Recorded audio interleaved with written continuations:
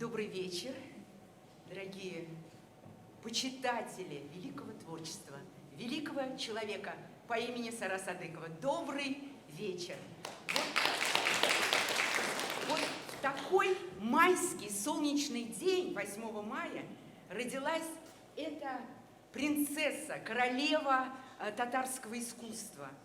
При жизни непочитаемая, может быть, при жизни... Ну вот, ребята прочитали эти стихи грустные. Есть памятник в Казани лягушке, есть памятник коту, а Сара Садыковой места не нашлось. Это так больно, поэтому моя поэтическая душа, я пишу стихи, ведущая в разных странах. И хочу вам сказать, кадрлы кунаклар, поклонники творчества Сары Садыковой.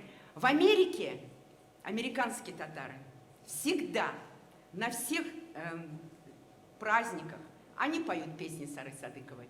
Это «Энкей», «Жидыген шишме», это «Язмыш» и еще. «Бриншиме хэпэ».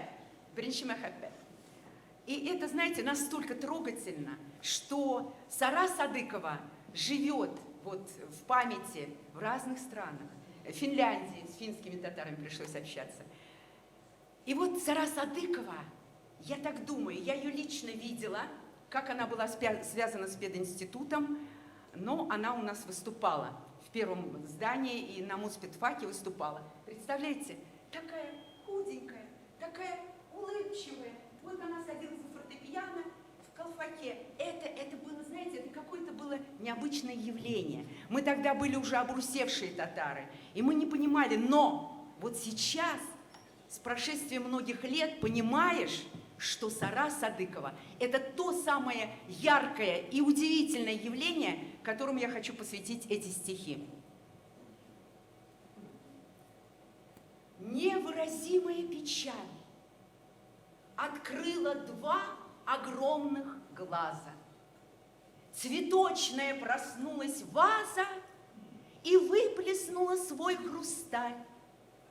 Вся комната напоена истомой, сладкое лекарство, такое маленькое царство, так много поглотило сна. Немного сладкого вина, немного солнечного мая и тоненький бисквит, ломая тончайших пальцев белизна. И вот вы представляете еще буквально вот минуту. Сара Садыкова родилась 8 мая. А ведь тогда не было ничего, вот День Победы, все это было потом. И сколько сил, сколько души, сколько тепла своего сердца она посвятила этому событию, 9 мая.